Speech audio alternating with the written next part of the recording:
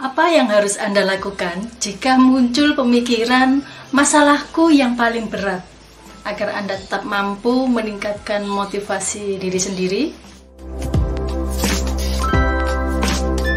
Jadi orang-orang yang biasanya datang kepada saya dengan membawa masalah yang bertujuan untuk konsultasi maupun terapi, seringkali mereka punya pikiran bahwa masalahnya itu masalah yang paling berat, bahwa dia itu satu-satunya orang yang punya masalah yang benar-benar rasanya nggak mampu untuk menghadapi.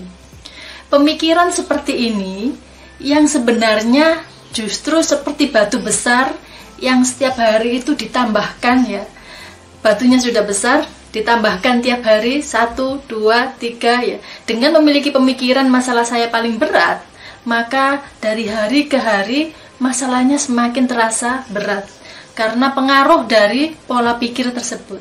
Masalahnya sendiri sebenarnya belum tentu seberat yang dikhawatirkan, yang ditakutkan. Tetapi karena pikiran masalah saya yang paling berat, itu yang membuat benar-benar masalahnya menjadi berat. Mungkin Anda pernah curhat kepada teman tentang permasalahannya. Kemudian temannya bilang, "Loh, aku pernah ngalamin kayak gitu."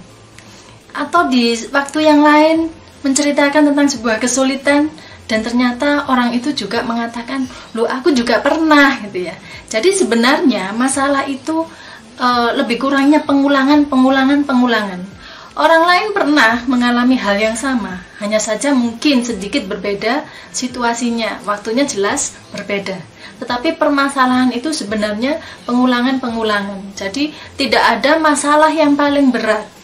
Paling berat atau tidak itu tergantung dari bagaimana kita menyikapinya atau bagaimana kita melihat suatu permasalahan itu.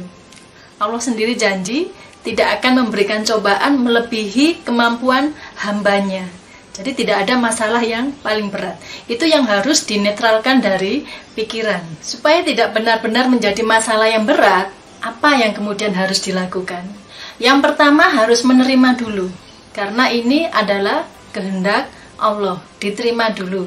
Yang kedua, tenangkan, fokuskan kepada satu pertanyaan. Bagaimana caranya? Bagaimana caranya saya bisa menyelesaikan masalah ini? Berbekal satu pertanyaan, bagaimana caranya? Itu nanti akan membuat pertanyaan-pertanyaan lain, bagaimana caranya yang ke satu, yang kedua, yang ketiga, yang merupakan pertanyaan turunan. Jadi contohnya seperti ini, misalnya ada suatu permasalahan, oh anaknya ini kalau dibangunkan, mesti dia itu marah-marah, dan akhirnya sekolahnya terlambat.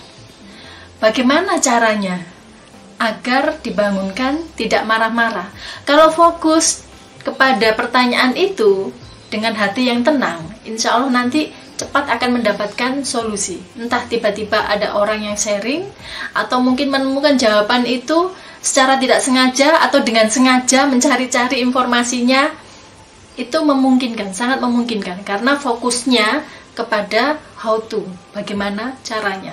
Misalnya, oh berarti saya harus memahami dulu kenapa dia kok kalau dibangunkan itu marah-marah gitu ya. Kemudian bagaimana caranya agar saya tahu? Akan mencari cara. Oh, komunikasi dengan anaknya. Setelah mendapatkan informasinya, muncul lagi. Bagaimana cara menyelesaikannya? Apa yang menjadi kendala di hatinya si anak saya ini? Dengan berbekal satu pertanyaan itu, maka masalah itu menjadi lebih mengecil. Karena sudut pandangnya sudah berbeda. Jadi kualitas pertanyaan itu menentukan seberapa cepat Anda mampu menemukan solusi. Tentunya atas izin Allah. Pertanyaan bagaimana caranya itu sebenarnya mengarahkan pikiran kita untuk lebih fokus kepada solusi. Di saat seseorang ketemu temannya menceritakan masalahnya, kemudian ketemu teman A menceritakan lagi, ketemu teman B menceritakan lagi, itu otomatis fokus kepada permasalahan. Padahal inginnya mendapat permasalahan itu segera mendapatkan solusi. Jadi hentikan menceritakan permasalahan yang berulang-ulang, apalagi kepada orang yang sebenarnya itu tidak ada harapan untuk bisa memberikan saran-saran atau memberikan masukan-masukan. Sekedar ingin cerita saja, boleh menceritakan, tapi jangan sering-sering. Kalau sering-sering berarti fokus kepada masalah, akan semakin jauh untuk mendapatkan solusinya. Jadi kembalikan fokusnya kepada solusi dengan kreatif membuat jawaban bagi satu pertanyaan tadi, bagaimana caranya. Oke, selamat praktek. Semoga dalam segala situasi Anda selalu dimudahkan untuk selalu meningkatkan motivasi diri sendiri. Kalau sudah mampu meningkatkan motivasi diri sendiri, otomatis akan mudah untuk memotivasi keluarganya, untuk memotivasi teman, untuk memotivasi bawahan. Itu lebih mudah lagi. Jika ada pertanyaan, silakan tuliskan di komentar. Jangan lupa like and subscribe agar lebih banyak lagi yang mendapatkan manfaat dari video ini.